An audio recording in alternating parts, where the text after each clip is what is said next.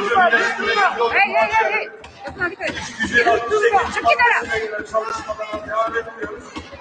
Ondan paralel ilgili kanun teklifleri komisyonuna belgelendiği işleri sırasıyla görüşmek için 18 Mart 2021 Perşembe günü saat 14'te toplanmak üzere birleşim bulunuyor.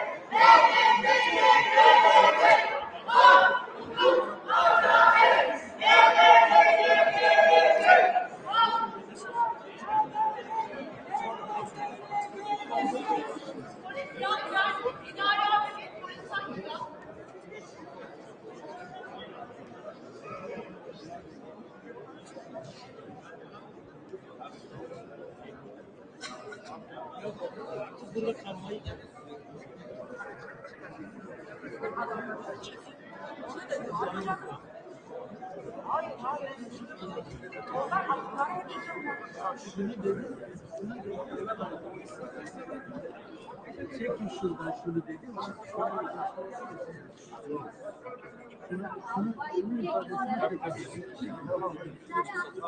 Vallahi korona vardı. Korona vardı. Millet hakemi kararlar. Bunu benim elime verin. Korona vardı. Görevim Ampay var. hani amir diye. Tamam da amir getir.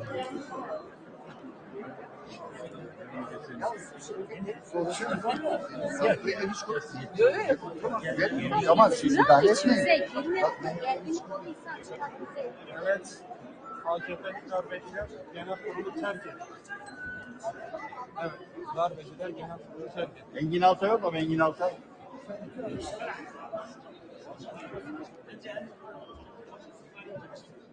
AKP Genel Kurulu terk etti.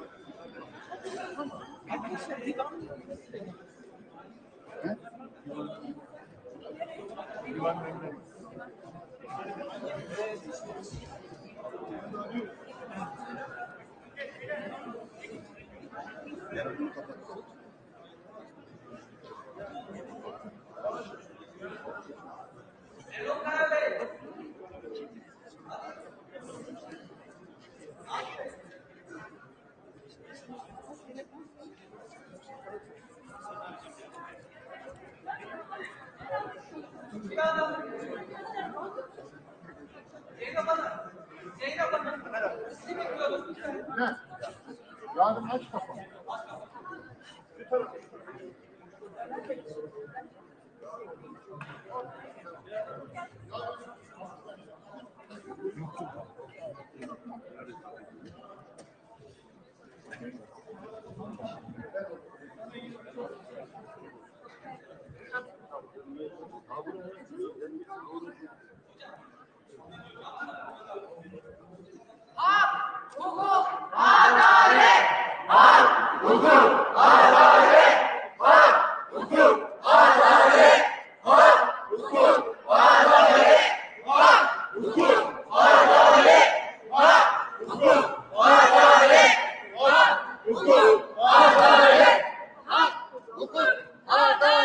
Darbeci AKP!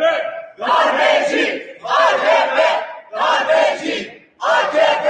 Darbeci AKP! Darbeci AKP! Darbeci AKP! Darbeci AKP!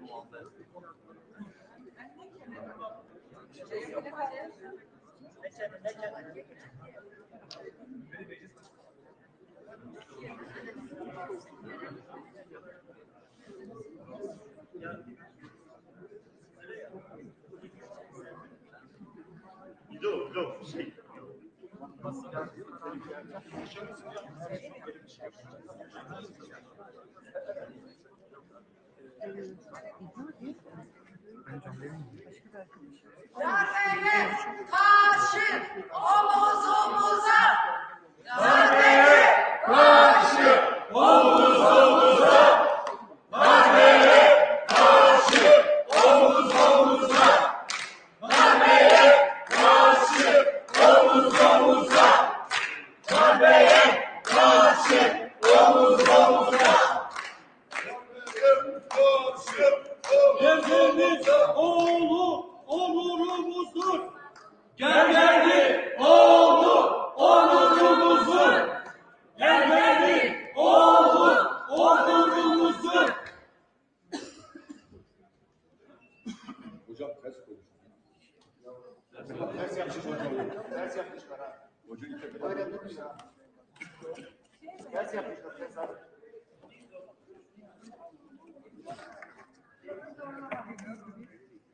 Zorlamayacak mı?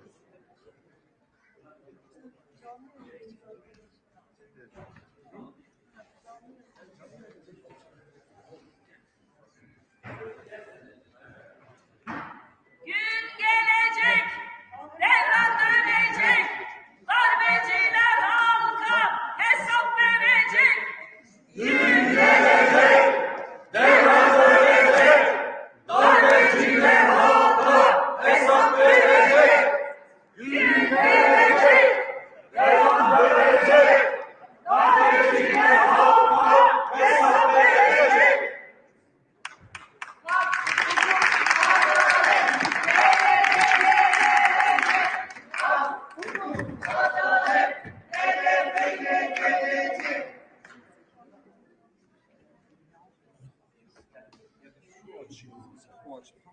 Daha iyi.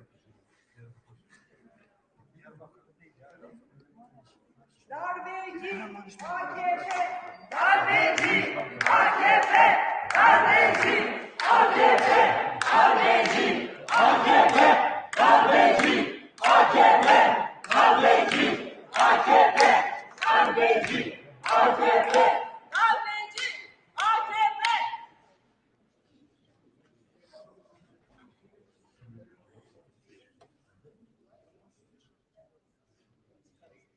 Tüm basın mensupları bilsin ki milletin kalbi olan, bizi buraya gönderen milleti biz sessiz bırakmayacağız. Onların sesi olacağız burada ve bu meclisi de terk etmeyeceğiz. Antidemokratik uygulamalara artık bir son verilsin diyoruz.